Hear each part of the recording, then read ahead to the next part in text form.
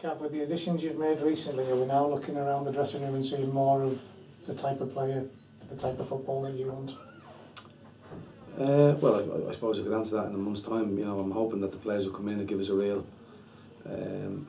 fluency. You know, they all handle the ball really well.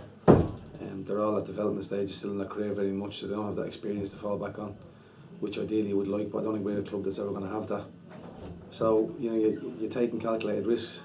I knew all about the players prior to bringing them in, and I'm learning more about them on a daily basis. They're impressing me, no doubt about it. But likewise, I think it's also raised the level of the group that we already had. I think they're, you know, they're looking over the shoulder, and want to improve and impress to stay in the team and giving us that little bit extra. So we've had one or two issues with the group, you know, one or two family problems and bits and pieces that have probably gone unaware into the outside world. So it's nice to be able to just freshen up if we need to. And in terms of changing that mindset of the group, you said it a couple of times, let's not go long ball too soon, too early. It is a slow process, isn't it? It's a developing thing. Well, it is. I mean, you know, when you play Lee Miller up front, I think it's easy just to pass responsibility from yourself up to Lee and just kick it up to him rather than drop it in with quality. If you're going to make the decision to play it into him, he's got to be able to deal with it. And anything in and around his face and his head, the rest becomes a gamble. You know, it's percentage football rather than consistent football that we all know we can play or would like to play. You know, Brentford are a very good side in terms of pressing you, squeezing space, making the lines difficult to break through. So maybe a case that we have to go a little bit more direct, but it's not what I want to do. It will be reflected on how I see our team shaping up tomorrow. But yeah, I think, you know, we are improving. I think the players are definitely buying into it. I think we are trying to get higher numbers up the higher end of the pitch, which is exposing us a little bit at the back. But I'm sort of prepared to gamble that way as long as we're getting results. I think it lends itself to a more attractive brand of football and a more entertaining game of football.